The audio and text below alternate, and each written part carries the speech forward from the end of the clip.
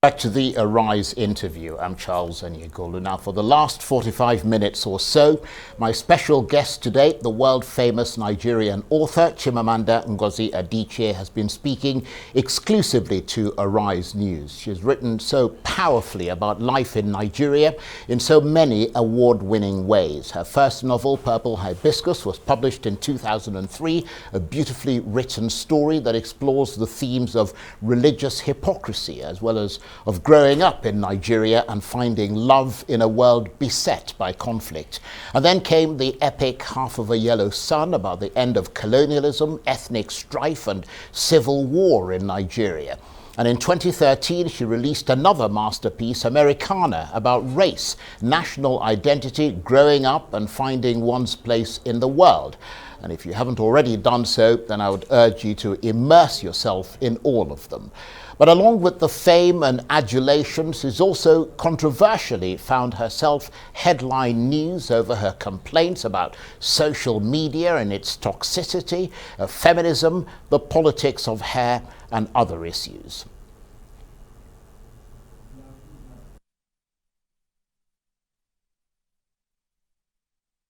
Well, for more of this, I'm joined now in the studio by Arise correspondent Itoro Udofia, who's also a writer in her own capacity. Thank you very much indeed for joining us. And obviously you were watching that interview. You've come across her, many times. Let's talk about something that she didn't mention in the course of that chat, the politics of hair, which appears to be dear to her, because in the US, for example, I mean, you lived in America, you grew up there, there have been societal norms that equate kinky and curly hair with inferiority. Is that why she wears her hair natural? Is there a political element to that, a statement perhaps that she's making or would like to make?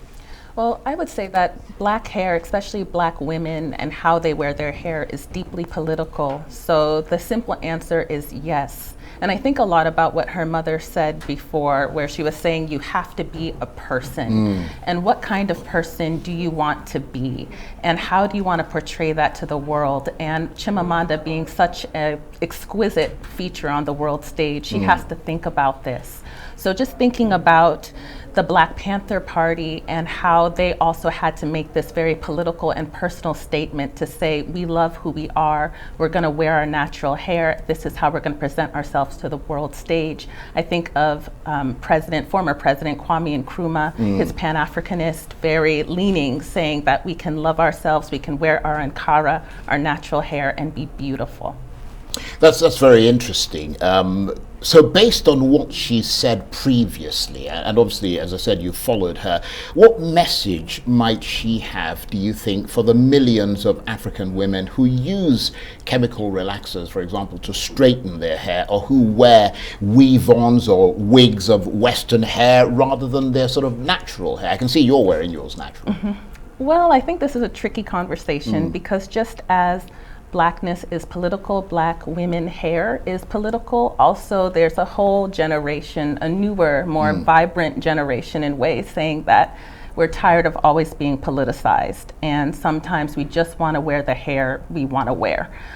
So I just want to throw that out there as saying, it's about your self-love journey. Sure. And as cheesy as some people may think it sounds, it is important to a lot of Black women today to be able to wear the hair that makes them feel good.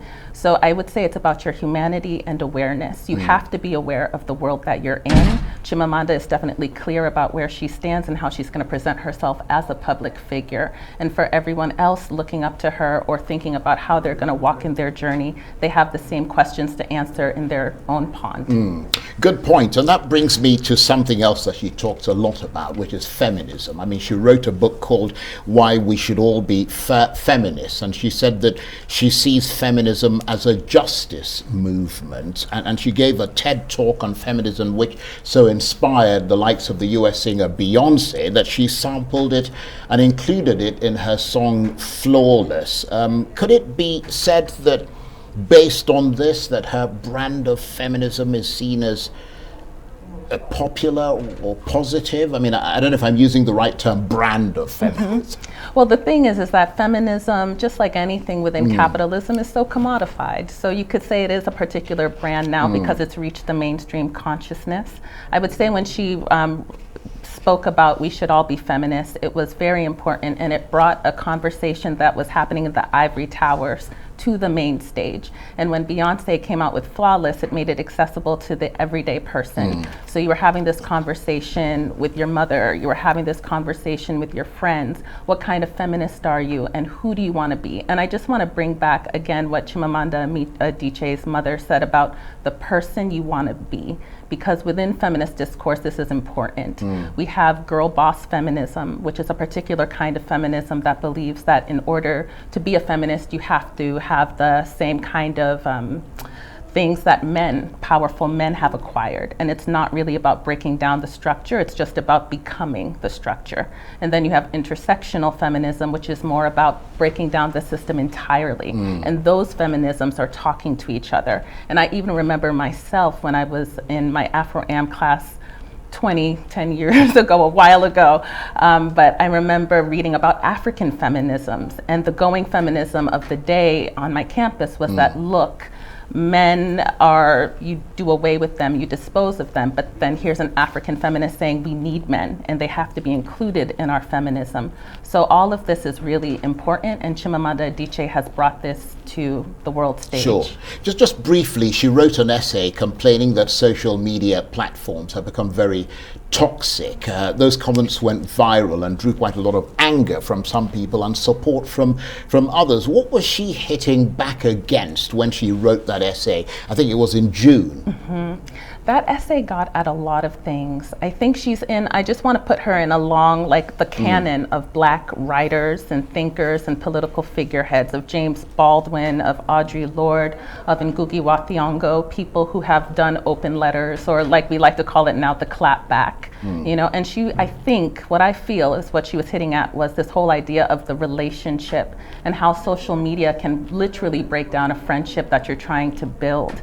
And she brings out a lot of tensions that we need to think about, especially when you're in the public sphere and you're trying to have a private life. So this whole idea of public versus private, accountability, vulnerability, and all of these things she touched upon, because these are two very prominent African writers of today who are really trying to navigate who they want to be. Again, the person you want to be in this world. And that's very interesting. But is there, though, a sense that she might be too outspoken sometimes, and perhaps a bit of reserve might be needed to keep away these sort of periodic firestorms that she's drawn into?